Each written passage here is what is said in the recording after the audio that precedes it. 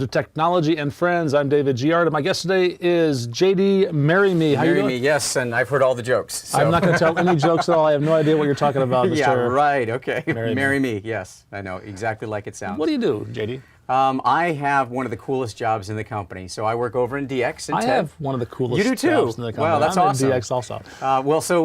I get to go engage with customers across the board, whether it's small startups, whether it's enterprises, do disruptive, innovative things, solve hard problems, airlift in, code and evangelize, and then move on to the next cool project. So that's kind of fun. That does sound like a It really is cool awesome. job, I got to admit. Yeah. Tell me about some of the disruptive, innovative things that you're doing. Absolutely. So, you know, we've had a number of things over the last, especially a year and a half since I rejoined Microsoft, especially around machine learning and such.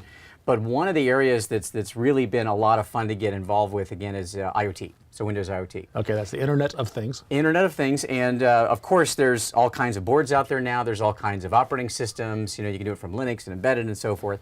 But one of the interesting things we did with Windows 10 was IoT, which allows us to run Windows essentially on a small footprint device. So that could be a Raspberry Pi, that could be a Miniboard Max, and we've also have the Dragon board now by Arrow Electronics and a Qualcomm board.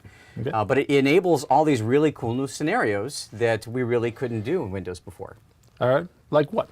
Give me an example. Well, so last summer, a really cool example. A really cool example. Yeah. Okay, yeah, because there's all kinds of fun ones from drones to everything else. But so last summer, through a contact of mine, we ended up having to sync, and he said, "Hey, what are you doing these days?" And I said, well, "I got the coolest job in the company, you know, next to yours, of course." But no, you know what? I'm going to just pass that over to you. So, and when I described it, he said, "Well, I have an opportunity for you. I'm on the board. I'm on the board of a company called the Quest Institute." Okay. And they work with high schools and junior high schools across the world to put experiments on the International Space Station. Wow. It doesn't get cooler than that, does it? Yeah. High school students are building experiments, and those experiments are going to be used on the space station. Not just high school students, but down to the junior high school level. Wow. They've been doing this for a while, but they've been doing it with a very small footprint, like an embedded processor. Okay. The code was very difficult. It wasn't very reachable. It took a lot of time for students to learn this and build the experiments. So he said, look, we really want to look at using Windows because then we can use things like Node.js, we can use C# and C++ and Python and all these other cool things in order for them to build experiments, because the idea is to make it reachable to as many students as possible. Yep. And the idea is also to focus on the science, you know, actually learn and build these experiments and launch them.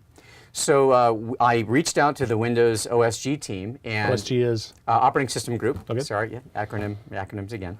But it went over there and said, hey, we need to see if we can partner to put something cool on the space station with Quest. So we met with the team over there, Masato Sudo, Casey Hagen, and his team over there, with my team, and then, of course, over in the Quest Institute. And we built, you want to see it? Please. You want to see it? Okay. Yeah. So we have a Shield and a Miniboard Max. Okay. You can touch it if you want. Yeah, it won't bite. All right. Well, not hard anyway. So here's just a regular board. A Miniboard Max board running Windows IoT. This is running Windows on it, Windows 10. Windows 10. And the Shield on top of it is connected to a bunch of input and output ports. Yeah, through a header port and through this USB cable. Yep. And the reason why we have the Shield is that space is a harsh environment, as we found it. I'm a software guy primarily, right? Okay. I love tinkering with this stuff. But there's these little problems like with radiation up in space. The space station passes through radiation belts. You also have the possibility that you could corrupt the OS. And so we needed a way. Look at what happened with Major Tom. That's a bad situation. I'm sorry. And ground control could never get a hold of him again. So we don't want that scenario. So what we have, you see this on the side, I call it my 6-shooter, but it's an 8-shooter. Right. But what happens is the Miniboard boots Windows 10 IoT, and it has a master control program. And the master control program talks to the student experiments, and the experiments do what they're going to do. I'll describe the one they're going to send up. But in the case that there is a problem, the top board also has a watchdog. And that watchdog, you can't see it running because it's not powered, but there's a blinky LED that gets a signal from the Miniboard. And if it loses a heartbeat, it'll restart the Miniboard. And if for a reason the OS got corrupted by radiation or such, it'll rotate to the next USB stick and all the way through all 8. Automatic failover then. You got it, exactly. Because, like I said, we have to deal with issues of flying this for minimum 30 days to 6 months. There's not a guy up there with a screwdriver. There is no tech support up there, actually. Yeah, the company that they work with is called Nanolabs. They put it in an enclosure in the space station, and then ours goes in the enclosure, and it's got radiation shielding, but you can't guarantee that, Sure. right? So with this platform, and this is going to fly May 31st, 2016, Wow. on Orbital Sciences. It's going to be going out of Virginia, I think, at that point. And it'll fly up to the space station and stay up there for 30 days with one experiment for the first time. What's the experiment? Great question. So the whole idea about science and everything, right, in space, how do you construct stuff in space? Well, you know, if you've watched Gravity and you watch the, you know, what's the Martian, right? I've seen Gravity, but not The Martian. Don't spoil it for me. Oh, gee, okay. Well, he dies at the end. I'm just kidding, he didn't. So, Matt Damon always gets saved. you know how much money we spent saving Matt Always. Damon from space? You know, it's amazing as a country. Anyway, so where was I talking about again? We were talking about Matt the Damon. experiment, yes, exactly. So in the experiment, when you construct stuff in space, EVA, Extravehicular activity. Thank you very much. Or using the arms and things like that, there's always fraught with issues. But what if you can construct things in space using nothing but electromagnets? And so what they've done is they have an enclosure that has electromagnets on the side and little floating metallic objects of varying sizes and types. And then what this does, this feeds one of the experiments which charges a capacitor. And at defined intervals, the capacitor, a movie camera starts, fires the capacitor, fires the electromagnets in a certain way to move the metal around in a certain way, almost as if you're trying to move construction material to different parts around a space station. Interesting. Microgravity, So right? this will replace those arms that go out and the robot arms, or a human being In some going out cases, and, yeah. But if you're constructing a new module for space station or the Spaceship Enterprise, you know, this is a way of actually doing something like that. So they have to do the math, they have to do the experiment, they have to take the experiment data. Yep. And it's just the kids that are involved in this, it's getting involved in STEM, it's getting excited about science and programming and everything else. It's just an awesome a program. lot of different areas of STEM. I mean, we're talking about computer science, we're talking about physics, we're talking about space exploration. Very exciting stuff for young kids, you know. So that's so this is actually, we're going to talk about this. It looks like at Build, which would be great. So some of the students will be talking about it, and of course, planned launch right now is end of May. It was supposed to be March, but unfortunately, they moved the launch up too early for NanoLab, which has this new lab they're putting up.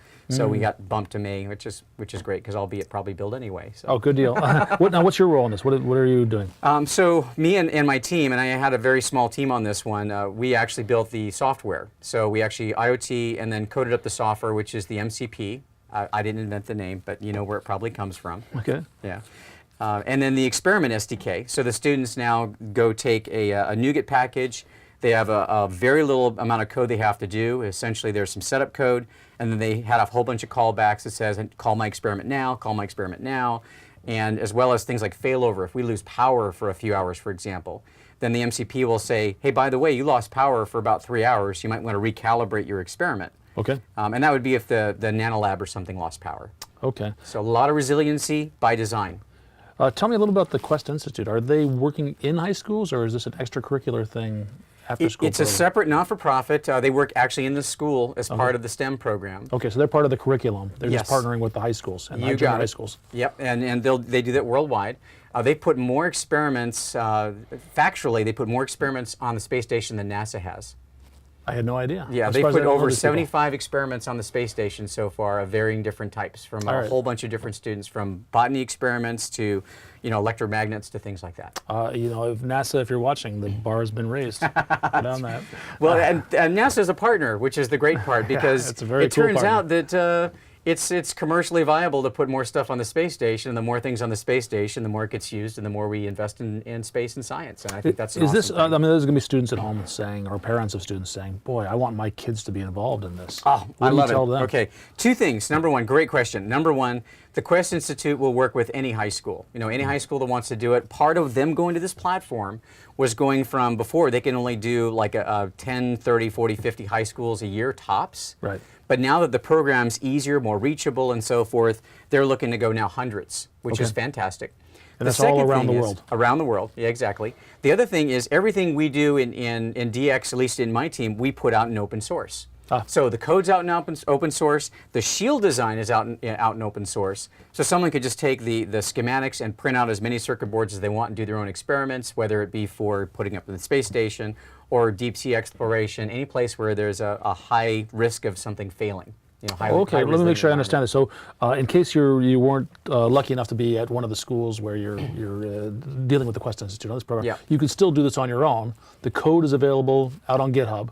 This board right here is commercially available. You can buy that. Yep, it's an Intel MinoBoard Max. But this circuit board you would have to print. You would have to You would make have that to have yourself, it made. or have yeah. it made rather. But we have the schematics. We open source the schematics. Okay. You would then ship it off to a manufacturer, and they would print the circuit board, and they'd even solder it for you with the materials. I see. Yeah, and on here it's just there's not a lot of components. There's a little MSP430, which is the watchdog.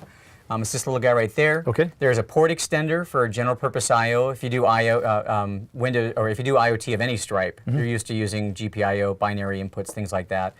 There's a selector which actually selects these guys. So it's not a very intense board actually. There's only a handful of devices, and there's pressure, temperature, and humidity on board as well. So we can monitor the overall experiment set and shut down or restart if there's a problem. So yeah, you can do this all on your own. But of course, getting it in space is the hard part, and that's where you probably Quest can't do that on partners- your own. Yeah, if you could do that, talk to me. I would love to know, as well as the Quest guys. But right now, it all goes through the current rocket programs like Orbital Sciences and such, and then goes through NASA for review and everything else. So fantastic program. Sounds like great for kids. Great for grown-ups too. Yeah. I'll throw that out there. I'm intrigued by this. GitHub, we'll put a link to the repository, GitHub repository, and these schematics. And is there more information out there on the web where they can read about this? Best place is to go to the Quest Institute, the website, thequestinstitute.com. There's a lot of We've actually information got their out there. webpage over here, right over our shoulder there. Which is perfect, and they do a lot of great programs like this, but they're focusing primarily on the ISS program now. And we'll probably have a case study out on DX on our GitHub repo for all of our case studies sometime in the fall, I would guess, of 2016.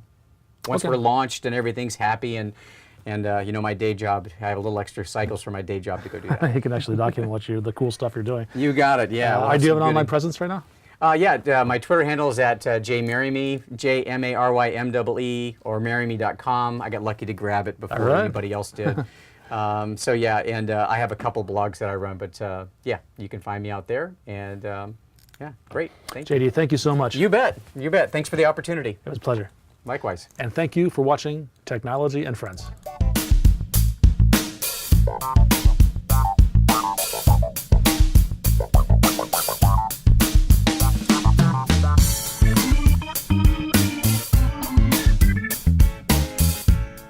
The best part about being in the technology world, and I've been in this for a long time in various stripes, whether it's education, whether it's actually playing with technology, is it always felt like this is just a hobby that is paid well. And all the other stuff I do for fun. I mean, nothing could be better than to sit around and teaching classes and evangelizing. I feel like I'm discussing technology with just a bunch of friends that are of like mind, that have the same kind of passion and interest and want to do disruptive things to change the world. So that's really exciting for me.